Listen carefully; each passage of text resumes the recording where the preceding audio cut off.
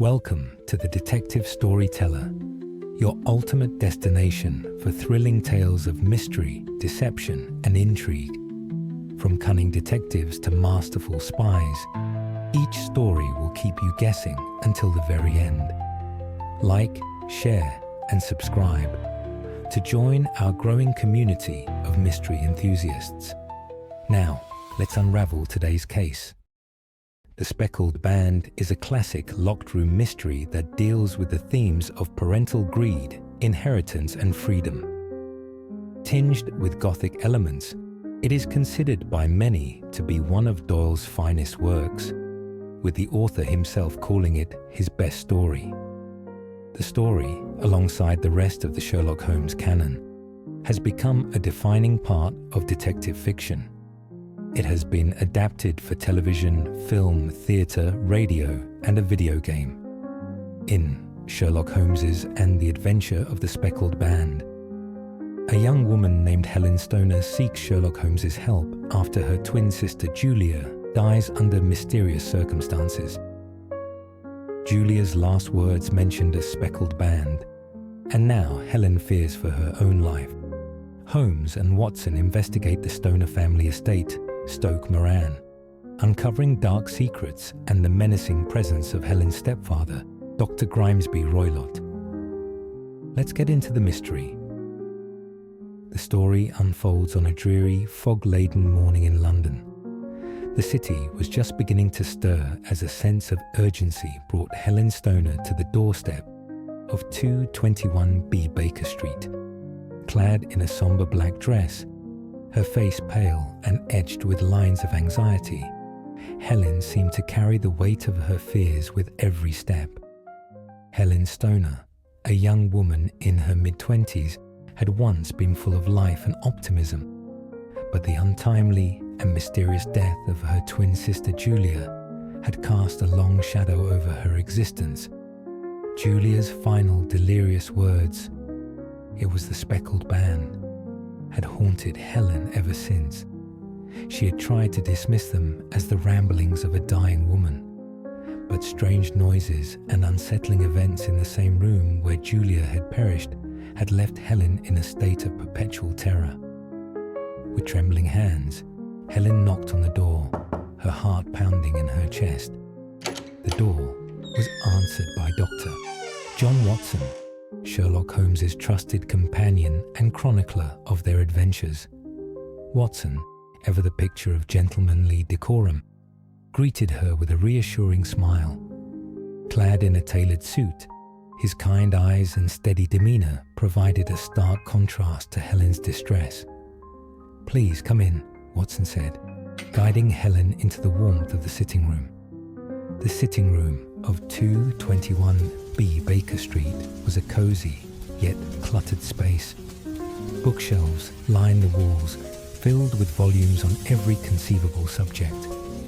The air was thick with the scent of tobacco from Holmes's beloved pipe, and the soft glow of the fireplace added a touch of warmth to the otherwise gloomy day.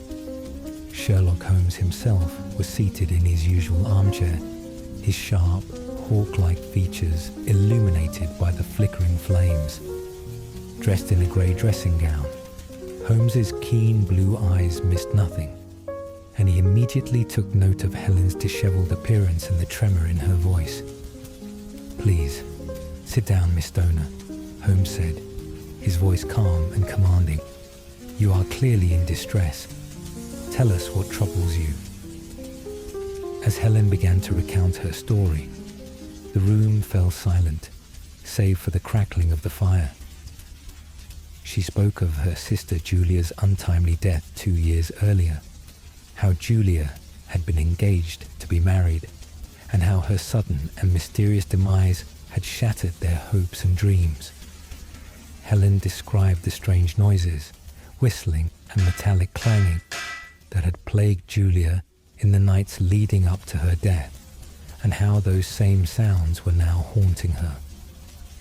Julia's final words were, "It was the Speckled Band," Helen said, her voice breaking. "I don't know what she meant, but I fear it is something terrible."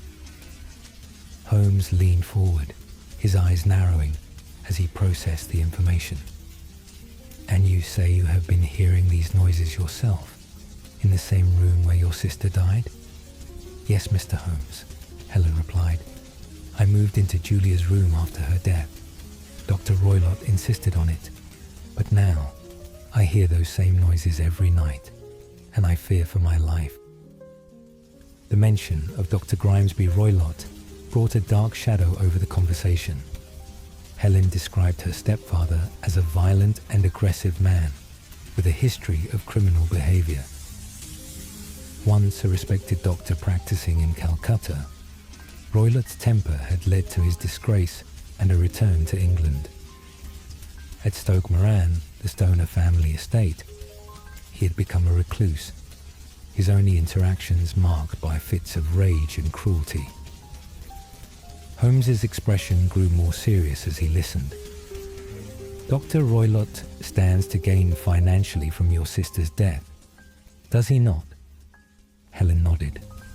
"Yes. My mother's will stipulated that a portion of her estate would revert to Dr. Roylott upon our deaths. Julia and I each receive an annual sum, but if we die before marriage, Dr. Roylott inherits everything." Holmes exchanged a glance with Watson, the gravity of the situation clear in his eyes. "We must visit Stoke Moran immediately. There is no time to lose." Upon arriving at Stoke Moran, the imposing estate of the Stoner family, Holmes and Watson were greeted by an air of decay and neglect. The once grand mansion, with its sprawling grounds, had fallen into disrepair. Ivy clung to the stone walls, and the windows were covered in a film of dust and grime.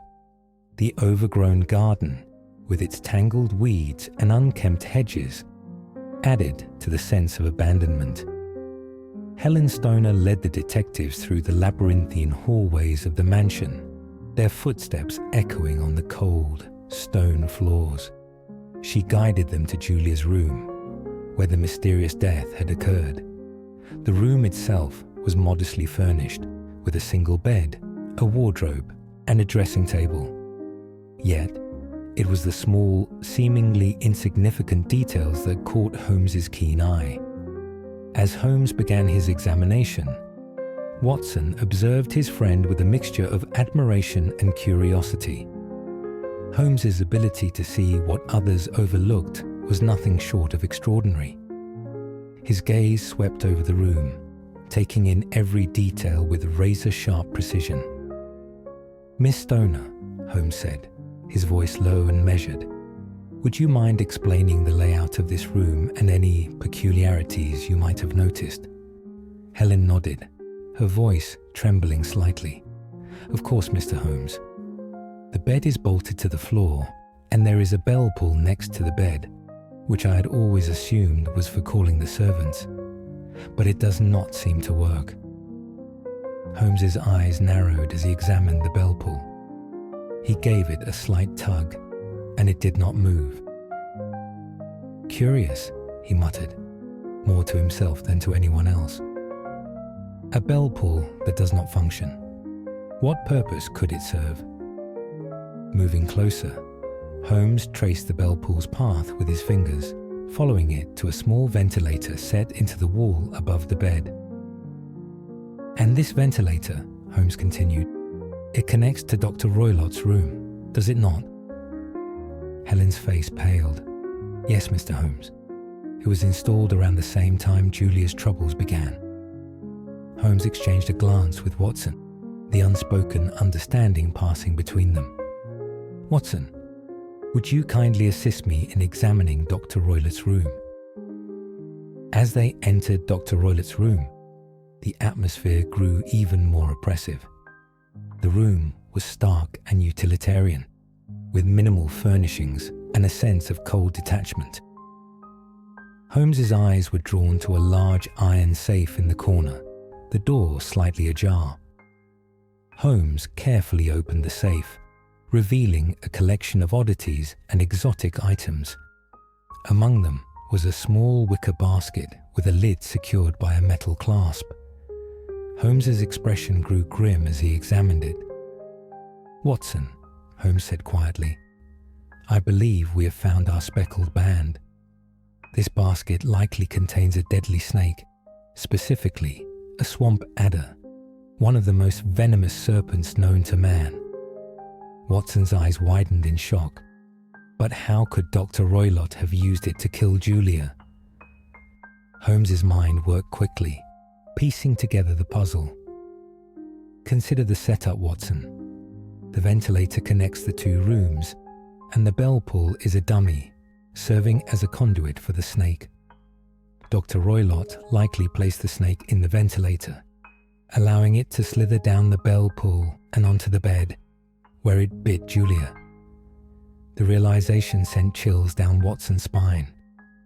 And now he plans to use the same method on Helen. Holmes nodded gravely. "Indeed. We must act quickly to prevent another tragedy." As the night enveloped Stoke Moran in an oppressive shroud of darkness, Holmes and Watson returned to Helen Stoner's room to finalize their plan. The air was thick with tension, and every creak of the old mansion seemed to amplify the sense of impending danger. The house, a maze of dimly lit corridors and shadowed corners, felt alive with secrets and malevolent energy. Helen Stoner, pale and visibly trembling, stood in the center of the room, her eyes darting nervously. She was dressed in a simple white nightgown that clung to her slender frame, her dark hair cascading down her shoulders in disarray. Her fear was palpable, but she placed her trust in Sherlock Holmes, believing that his unmatched intellect and unwavering resolve would save her. Holmes, ever the picture of composure, addressed her with a calm and reassuring tone. "Miss Stoner, you will spend the night in your stepfather's room. Dr. Watson and I will remain here keeping watch. We must be prepared for any eventuality." Helen's eyes widened with anxiety, but she nodded resolutely. "I understand, Mr. Holmes. I trust you." Holmes gave her a reassuring nod before turning to Watson. "Watson, we must remain vigilant. The slightest mistake could be fatal." Watson, dressed in his usual tweed suit and carrying a revolver for protection, gave a firm nod. "Understood, Holmes." With the plan set, Helen retreated to Dr. Roylott's room, her heart pounding in her chest. She knew that her life hung in the balance, and the weight of that knowledge was almost unbearable. As darkness fell, the house grew eerily silent, save for the occasional creak of the old wooden floors and the distant howl of the wind. Holmes and Watson took their positions in Helen's room, ready for whatever might come. Holmes's sharp eyes never left the ventilator, and Watson kept a watchful eye on the door. Hours passed, the tension mounting with each tick of the clock. The oppressive atmosphere seemed to close in around them, and every shadow seemed to hide a potential threat. Holmes's mind worked tirelessly, analyzing every detail and preparing for the moment when the danger would reveal itself. Suddenly, a faint hissing sound reached their ears, breaking the silence like a knife through the dark. Holmes's eyes narrowed, and he leaned forward, his voice a tense whisper. "The snake is here, Watson. Prepare yourself." Watson's grip tightened on his revolver, his heart racing. "I'm ready, Holmes." Holmes, armed with his cane, kept a vigilant eye on the ventilator. The hissing grew louder, and the snake's head emerged, its scales glistening in the dim light. It was a swamp adder, its eyes cold and menacing. With a swift and precise movement, Holmes struck the snake with his cane, driving it back through the ventilator. A commotion erupted in Dr. Roylott's room, followed by a blood-curdling scream that echoed through the mansion. The snake, enraged by Holmes's attack, had turned on its master. Holmes and Watson rushed to Roylott's room, their footsteps echoing in the stillness. They found Dr. Roylott lifeless on the floor, The snake coiled beside him, its venomous fangs bared. The sight was both horrifying and tragic, a testament to the doctor's own malevolence and the consequences of his actions. Holmes's expression was somber as he secured the snake and placed it back in the wicker basket. The danger has passed, but at a great cost. Dr. Roylott's own malevolence has brought about his end. As the first light of dawn broke over Stoke Moran, the once mysterious estate now seemed eerily quiet. The storm had passed, leaving the air crisp and cool. The mansion, with its dark secrets laid bare, stood as a silent witness to the night's events. Holmes and Watson escorted Helen to safety, their presence a comforting reassurance. Helen, though visibly shaken, clung to the hope that the nightmare was finally over. Her gratitude was evident as she turned to Holmes, her eyes filled with tears. "Thank you, Mr. Holmes," she said, her voice trembling. "You have saved my life and uncovered the truth behind my sister's death." Holmes's piercing blue eyes softened, and he offered a reassuring smile. "It is my duty, Miss Stoner. The pursuit of justice and the protection of the innocent are my guiding principles." As they stood in the pale light of the morning, Holmes explained the events of the night in meticulous detail. The Speckled Band was indeed a deadly serpent, a swamp adder. Dr. Roylott's greed and cruelty led him to use such a monstrous method to secure his financial gain. But justice has been served. Watson, ever the loyal companion, added, "Dr. Roylott underestimated the power of deductive reasoning and the determination of those who seek the truth. You are safe now, Miss Stoner." Helen nodded, her relief palpable. "I will never forget what you have done for me." Holmes's expression grew thoughtful as he gazed at the horizon. "Remember, Miss Stoner, that the truth, no matter how dark, must always come to light. It is the pursuit of that truth that defines our humanity." With the mystery solved and justice served, Holmes and Watson prepared to depart Stoke Moran. The night's events had left an indelible mark on them, a reminder of the dark corners of human nature and the power of intellect and courage.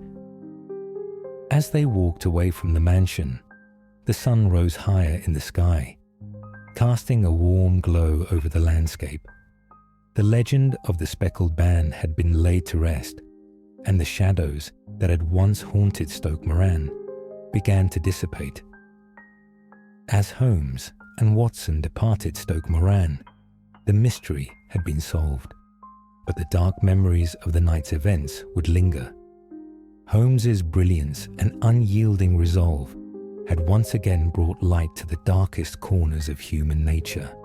For them, the case was another testament to their unyielding resolve and partnership. They knew that there would be more mysteries to solve, more challenges to face, but for now, they could take solace in the knowledge that they had brought light to the darkest of shadows. Thank you for watching. If this story kept you on the edge of your seat, hit the like button and share it with fellow mystery lovers. Subscribe to The Detective Storyteller for more gripping tales, and turn on notifications so you never miss a clue. Check out another thrilling mystery right here. Until next time, keep your magnifying glass handy and your curiosity alive.